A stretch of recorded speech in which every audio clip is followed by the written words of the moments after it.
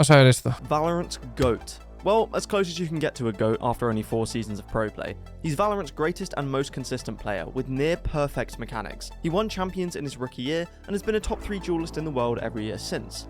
And this is Made in Brazil, or MIBR, the worst performing team across the whole VCT last year, seen as a free win for any opponent in Tier 1 Valorant. Jamais se perderá nas entrelinhas dessa história. É que estamos entre aspas.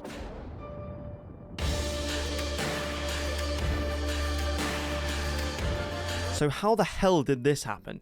The story begins at the end of the 2022 season after Loud had just beaten Optic to win champions. Loud was the Brazilian super team. Sadak and Sassy were the experienced veterans, Aspas and Les were the young prodigies, and Pancada was the cracked but very chill smokes player.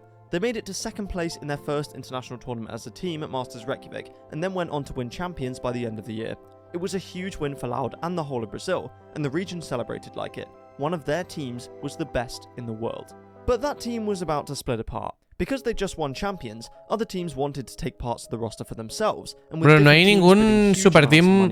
Ya no hacen esto, Ya no sé qué pasa, tío, en Brasil. No sé qué coño están haciendo, tío. Players, Loud didn't have the money to offer all of them higher salaries to keep the team together. Rumours began to circulate as to who would be leaving the team, and eventually it was confirmed. Sassy and Pancada were moving to Sentinels. It might seem odd that 2 Brazilian players would go and join a North American team, but with the introduction of Valorant franchising in 2023, North America, Brazil and Latin America would all be playing in the same league anyway. The Americas League brought all of the franchise teams from NA, Brazil and LATAM to LA to play against each other under one roof, and so Sentinels dropped the bag to pick up 2 world champions. It was undoubtedly a loss for Loud, but they had a backup plan.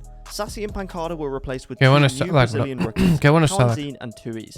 Now that Aspas and Les had more experience at the top level, the idea was that they would become the veterans of the team along with Sadak and mentor the 2 new guys. And it worked. Loud instantly showed success at lock-in, barely missing out on the trophy in front of their home crowd. A 2nd place finish was very impressive though, and they continued to play well throughout the Americas League, eventually winning the entire thing. Aspas completely dominated the competition throughout that run, with some insane stats by the end of the tournament. But a different team in the Americas League weren't quite. Han puesto subtítulos, me acabo de dar cuenta. MIBR had been selected as one of 3 Brazilian orgs for Valorant franchising, along with Loud and Furia. They had a rich history in FPS games, with successful CS and Rainbow Six teams, and had been competing in Brazil's challenger scene for a while, so it made sense that Riot chose them for the new era of VCT. Unfortunately, their 2023 roster was not very inspiring. A team of Tier 2 Brazilian players led by inconsistent duelist Heat was a recipe for disappointment. They were sent home after the first round of lock-in, at least it was a short journey, and ended the Americas League regular season with a 3-6 record, missing out on playoffs and taking 100 Thieves with them. The first game of the season for MIBR and Loud was actually against each other, and Aspas almost single-handedly won the game, with plus 28 kills across the series. It was a tale of 2 Brazilian teams at complete opposite ends of the spectrum, one challenging for international titles, the other missing out on regional playoffs. Pero es que mi team Brasil eran terribles, eventually finished 3rd at Champions, almost reverse sweeping EG in a dramatic lower final. And MIBR lost to Crew in the first round of the Americas LCQ. But despite Loud's extremely solid year, Aspas was ready for a new challenge. He already won domestic and international championships with Loud, and with his contract ending, he felt it was time to move on, somewhere that he could look to win not just one trophy, but all of them. Leviatan wanted to move away from just being a LATAM team for 2024, and with their duelist player Taco Leah leaving the team, they needed to find someone to replace him, and luckily for them, Aspas was up for it. And with Tex signing from the Guard, Leviatan was officially an international powerhouse. Aspas, Tex, King, Mazzino, and Noswa. And as a bonus, Aspas and Noswa were also already really good friends, and so the team chemistry was taken care of.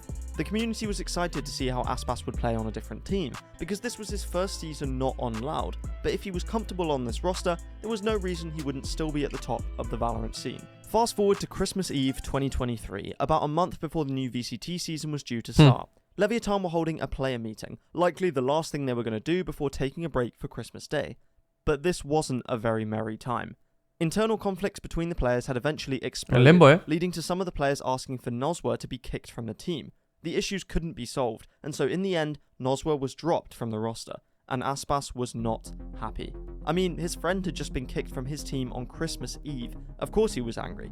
It was even reported that Aspas tried to leave Lev after this whole situation went down, but because the fine for breaking his contract was so high, he decided against it. The atmosphere within Leviatan was extremely tense, but Aspas was stuck with the team for the rest of the year. But it wasn't all bad news. Leviatan did find someone to replace Noswa, and in fact, his replacement was actually a world champion, Com from EG. He joined the team soon after, and now they were somewhat of an international super team. After all, Com and Aspas were arguably the two best players on their roles in the world. But none of that really mattered if they couldn't sort out the team atmosphere. Only time would tell. And on the other side of things, MIBR didn't change a whole lot.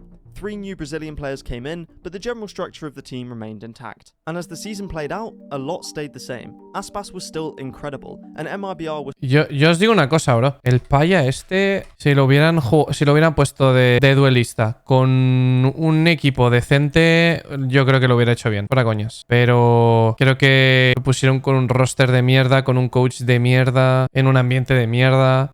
Not great. Leviatan didn't quite reach the same heights as Loud, even though they did eventually finish 3rd at Champions, and MIBR finished the regional season of the Americas League dead last, losing 9 games ¿Qué pasa, Madacongo? ¿Cómo estás? winning a meaningless final match to end up with a 1-9 record. And nobody expected much to change in the 2025 season either. MIBR seemed pretty content with being a bottom feeder team, and with reports of them to fund their CSGO team, which were later proven false, most people thought they would never bother to invest heavily in Valorant. And Aspas still wanted out of Leviatan. Bueno, el año pasado sí. Moved to Bleed on the table, he would get his wish and head over to the Pacific League. Actually, el año, o sea, creo que lo cambiaron a mitad de season o algo así. It turns out Bleed were offering to pay Aspas with money they should have paid to their current team, who were still Estamos viendo por qué Aspas está en Mibr. Unveiled a huge mess, which eventually led to Bleed getting fully kicked out of the league and left Aspas teamless. With Sadak and Les moving over to Europe, there was no point in him going back to Loud, and so it seemed like he would be benched for the 2025 season, because Leviatan had already signed Demon 1. The best player in Valorant history benched. It didn't feel right. In fact, Aspas going to Leviatan in the first place felt a bit weird. He had made his name on the Brazilian ranked ladder, his professional debut was with a Brazilian team, and he'd won his first trophy, the World Championship, for the Brazilian region. It was time for Aspas. Sei, Dre. E melhor que levar o Brasil no peito é levar o Brasil à glória. Somos nós contra o mundo.